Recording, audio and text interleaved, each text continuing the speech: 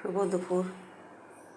কী রান্নবো ভেবে পাচ্ছি না। ছেলে অফিসে যায় না, ওর জন্য রুটি করলাম। ওর শরীরটা যে রাত্রে পরীক্ষা ছিল, পরীক্ষা দিছে, ওর জন্য। আর আমি তো ভাবছি কাজে যায় নাই, তো রুটি আর সবজি করছিলাম, একটু আলু ভাজা। তো ওর প্যাকেটে 2টা দিয়ে দিয়েছিলাম, আর একটু রয়েছিল। তো দুপুরে আমি একাই থাকবো, আর কী রান্নবো? যা রাত্রের কিছু রান্নবো। ওর দিদি ও ঘুমিয়ে আছে, তো বটবটি আর পটল দিয়ে একটু ভাজা করলাম, কুচি কুচি করে কেটে, কালো জিরে ফোড়ন দিয়ে, কাঁচা লঙ্কা দিয়ে একটু বটবটি ভাজা করলাম। আর চাল কুমড়ো, জিরে তেজপাতা সোমবার দিয়ে চাল কুমড়ো জিরে করে কেটে একটু চাল কুমড়া বটি করেছি, বাস। আর কী করবো? আজকে খেলে তার খাওয়া হবে না, আবারও খেতে হবে কালকে, তাই এটা রান্না করলাম। আর একটু ভাত, আর কালকের একটু রাত্রের ভাত রয়েছে,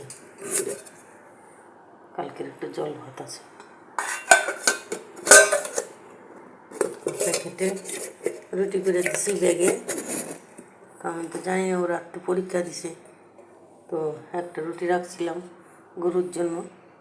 তো আর এখনও আসেই নেই গরু, যে গরুকে একটা দিব, গোমাতাকে একটা দিব আর কি। তো গোমাতার জন্য একটা রুটি রাখছিলাম, আর ওর 2টা ভেজে দিছি। তো এগুলো আমার আজকে দুপুরে রান্না। আর ডাল করিনি, ও তেমন ডাল খাইতেও চায় না।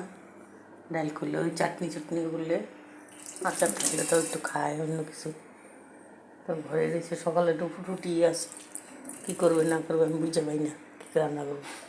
ধুয়া পাকলে সব পরিষ্কার করলাম, ড্রাম ধুলাম, অল্প স্বল্প ড্রাম বালতি সব অল্প ধুয়ে টমাটো সব অল্প ধুলাম, ধুয়ে পরিষ্কার করলাম।